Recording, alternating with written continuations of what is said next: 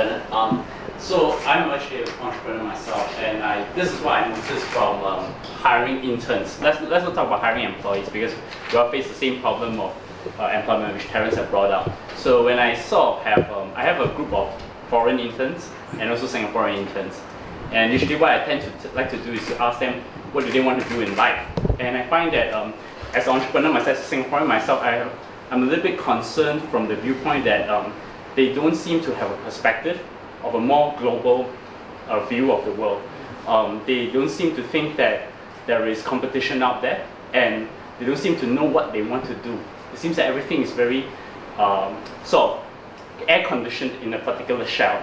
Whereas when I see the foreign interns, which study in NUS as well, they tend to be more aggressive. They know what they want to do. They know what they want. I sort of want to ask, what are your views on that, and probably how would you sort of bridge this? Because I think this is experienced by a lot of entrepreneurs here. We are facing a lot of xenophobia where we have to hire the best people around, and we do not know. And there are very conflicting tendencies that's actually happening on both sides of the house. Thank you. Well, I'm not surprised that you have that perception of the foreign interns and the Singapore interns. If you think about it, the foreign students who come from overseas to study in Singapore are a self-selected lot. I mean, these are the people who, for some reason or other, and through much effort usually, prepared to leave their own countries to come to Singapore. By making that effort, they are already, in a sense, self-starters because it's not so comfortable.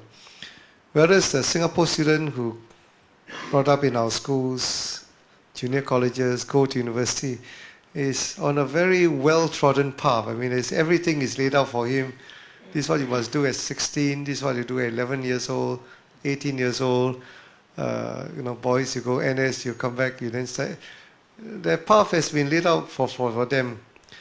A temptation to actually go along that path is very real, and I think that this is going to be difficult to change so long as Singapore is doing well, because there will be a lot of jobs available and very, very comfortable and lucrative jobs. And not many people are prepared to take the risk of trying something new.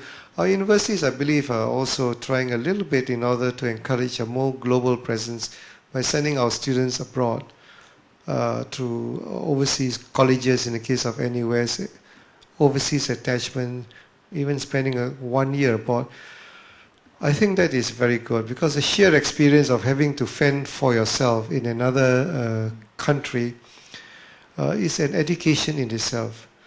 I've had the opportunity to meet with many of the NUS students who took advantage of this and spent a year in Silicon Valley. I went. Gwen, I hope you found it was a good experience. And I tell you, it is a life-changing experience, because many of them have never gone outside Singapore or outside their homes. To have an environment where you have to make your own beds, prepare your own meals, that is something new. But most of them, actually, as far as I know, there are very few casualties. Most of them did well after the initial shock of adjustment to a new environment. And I think we should do more of this, because I think this is where you need to find a way to get our young people out of their comfort zone, home, a regulated environment. And I'm quite confident that given the opportunity, they will be able to manage.